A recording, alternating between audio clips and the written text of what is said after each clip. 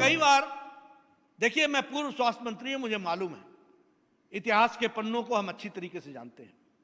Tuberculosis की दवा जब सारी दुनिया में पहुंच गई तब भारत में आई थी। चिकन पॉक्स, स्मॉल पॉक्स जब सारी दुनिया से समाप्त हो गया था तो भारत में आया था, और देने वालों ने कहा था हां अब हम लोग तो सफिशिएंट हो गए, आप भारतवासी इसका उपयोग कर लीजिएगा।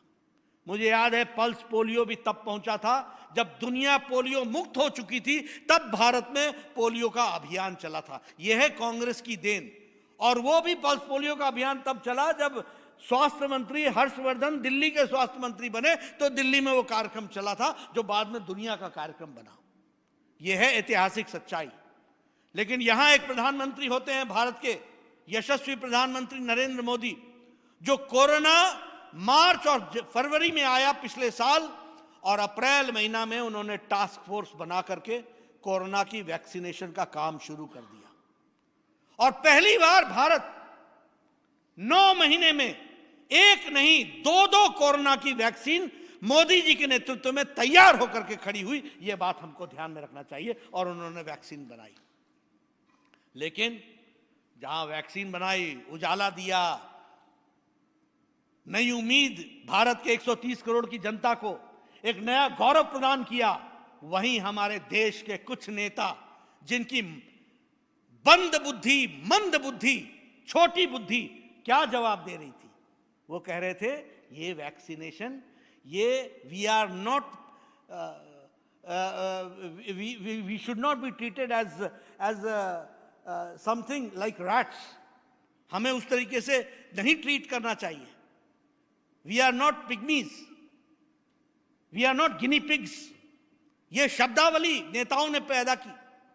और यह भी कहा कि इसका 3rd ट्रायल नहीं हुआ है। यह भी कहा कि हमको मौत के साए में मत धकेलो। ये काम भारत के विपक्ष के नेताओं ने किया है। और आपके उत्तर प्रदेश के नेता ने तो इसको बीजेपी की वैक्सीन बता दी। यह दीगर बात है कि उनके पिताजी ने वो वैक्सीन लगाई, और अपने पिताजी के लगाने के बाद बेटे राम भी तैयार हो गए।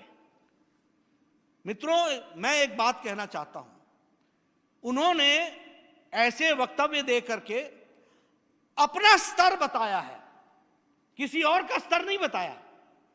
इनके चश्मे और इनका फ्रेम कितना छोटा है कि एक प्रधानमंत्री भारत के उद्यमियों को प्रेरित करता है, भारत की पूरी ताकत लगाता है, आर्थिक रूप से पूरी ताकत देता है कि भारत अपना वैक्सीन बनाए, और 130 करोड़ की जनता के लिए जनवरी 16 को वैक्सीन का कार्यक्रम शुरू कर देता है।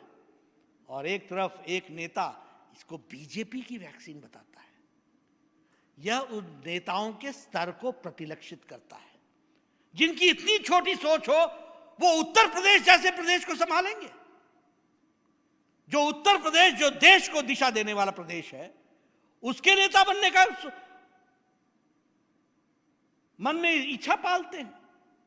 ऐसे लोगों को मुंह तोड़ जवाब उत्तर प्रदेश की जनता ने दिया है, आगे भी देगी। इस बात को हमको बताना चाहता हूं, मैं कहना चाहता हूं।